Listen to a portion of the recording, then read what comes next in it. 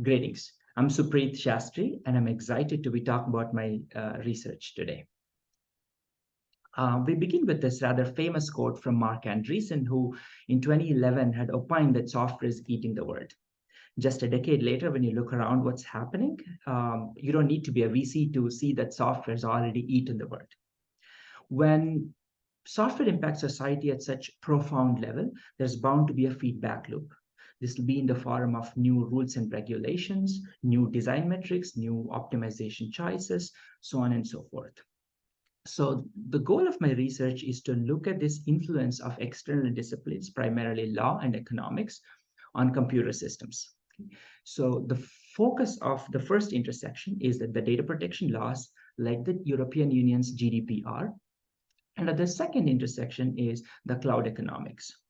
So I have a sort of equal amount of body of work under both these umbrellas, and I'm excited to be talking about both. But in the interest of time, I'm going to focus today on our work on GDPR. Okay, so there is broadly two categories of work that I've done under GDPR, and I will talk about both of those. So the first one asks and answers this question: how to build software systems that comply with GDPR. Okay, so to understand what we're doing here, let's begin with our favorite professor, Albus Dumbledore. There's an organization, the Three Broomsticks, that's interested in his personal data. Okay? And they collect three pieces of information: that Albus has Phoenix as a pet, that he drinks beer at 7 p.m., and he lectured at King's on July 7th, 2023. As you can see, the information in and of itself is not identifying the person, Albus in this case, right? In fact, one of the information is not even true, okay? But what GDPR says is that when Three Broomsticks stores this information associated with Albus Dumbledore, it becomes personal data. And when that happens, GDPR says that Professor Dumbledore has 8 rights. These include right to know what's stored about him, right to access that information, to rectify, erase, port, to object it being used for certain purposes, so on and so forth. On the other side of the equation is that the Three Broomsticks, they have certain responsibilities, including obtaining consent before collecting this information, tracking how the data is used, keeping it secure, notifying if there are any data breaches to the users, among other things. So the goal of our work in this umbrella is to see in the middle where the systems that store this information and the applications and the intelligent software systems that work on this information. What do we need to do to make sure that they comply with GDPR? Okay, I will give one example of the work that we have done. It's the GDPR capable database systems. This was published in BLDB 2020. So the goal was to see how GDPR influences the design and operation of databases. To do so, this is a typical systems project. So we began with analyzing each and every GDPR article, both individually and collectively, and translating them into what the system level capabilities and characteristics those require from the database system side. Okay, so we catalog this, and we also showed that compliance with GDPR is a spectrum. Okay, and where you could be at the strict side, you could be at the relaxed side of compliance. And when you go to the strict side, we've shown that there's phenomena like metadata explosion, where you need to store a large amount of auxiliary data to comply with the rights and regulations along with the actual data. Once we do that, we actually took 2 open source database systems, Redis and Postgres, and we integrated these changes, and we built those changes into those. Okay? And then we measured, like an experiment, experimental science. We built a benchmark called the GDPR bench, and we measured what's the impact of introducing these capabilities and characteristics in these database systems. And as I mentioned, it is a spectrum, but it varies from about 2x to 5x in terms of the performance overhead that one would typically expect when you make a database GDPR compliant. So this work has been quite well received by the community, and we've made the whole thing open source, and it's one of the first open source benchmarks for GDPR. The second category of work is how to avoid non-compliance with GDPR. Okay, so to understand the situation, consider day one of the school, the mother tells the son, you must be a good boy at the school. Okay, as you can see, good is a very broad term, and the boy is really confused. He doesn't know what to do. Okay, it's not very different from GDPR, which tends to be all encompassing from a legal perspective, but heavily underspecified from a computing perspective. Now, contrast that with the situation where a parent tells the son, don't do these 10 bad things at school.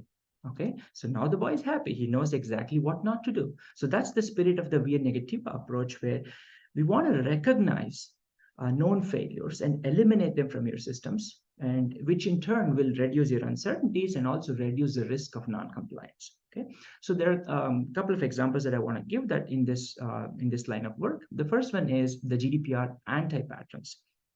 Uh, this is inspired by the late great Andrew Koenig, who coined the term anti-patterns. Okay, so the anti-patterns are design principles or operational practices that serve their originally intended purpose really well. But while doing so, they violate GDPR. That's why they're GDPR anti-patterns. Okay, so we looked at large-scale cloud systems. Think of Google Search, Gmail, Uber, Amazon Cloud, EC2, so on and so forth.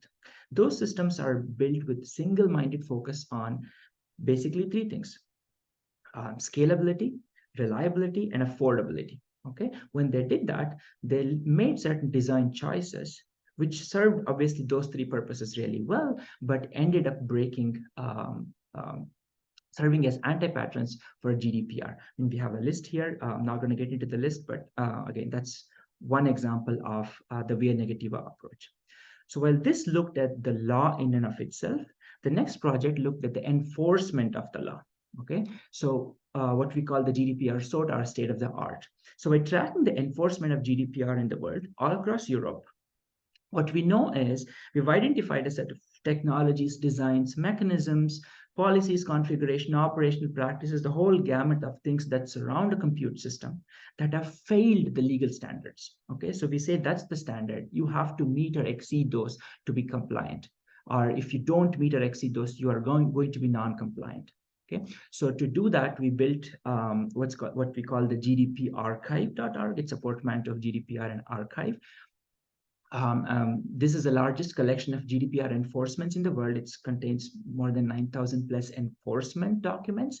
And we've built an automated crawler that collects this information automatically. Okay, and we have lots of insights derived out of this.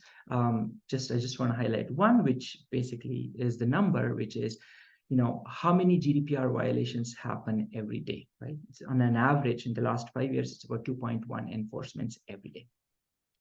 Okay, so it's also important to talk about the work that's ongoing. Lawful Computing Laboratory is what I direct at Iowa. My first PhD student, Chensun, she's working on implementing right to be forgotten in search engines. So this is a systems-heavy project where we intend to create the first open source implementation of RTBF. My second PhD student, Anna Davis, she's working on detecting data breaches in cloud applications. So this is a measurement-heavy project focused on cloud computing, where we analyze and benchmark the data breach detection techniques in the cloud, and we basically explore the trade-offs that are available. Slightly long-term view is we're beginning to explore the influence of GDPR on serverless computing. So serverless is this new flavor of cloud computing where the cloud providers manage the servers themselves, hence the name serverless. And this has, at least the initial set of exploration that we did, a lot of problems with GDPR. Another project that I'm excited about in the slightly longer term is looking at this whole data ecosystem. Think of Hadoop, right? So it has a file system, it has data analytics engine in MapReduce, a cloud orchestrator in Yarn. So this whole ecosystem, right? So we want to ask this question and answer, how do we make the whole system GDPR aware? So that Hadoop application developers don't have to really implement everything by hand, by themselves. Last but not the least is focusing beyond GDPR into regulations such as AI Act, which fall right under this umbrella of lawful computing. Okay, so I want to end this part by talking a bit about the research impact and the opportunities. So very glad to have our work adopted in companies such as Yelp and Spartans and the US Federal Aviation Administration, as well as being integrated in a dozen plus universities as teaching materials. Also received funding from the US National Science Foundation for this work. But what wakes me up at 5 in the morning is this transition where computing is no longer a hobby discipline, right? So we are the core engine of the society, and this is obviously visible in the way the politicians are courting us, and the way the regulators are laying out rules so that we behave. And we have a set of ground rules that we adhere to. So this is an exciting time. It's not just in Europe or UK, and it's happening all around the world. And I'm very excited to be playing a small role in that.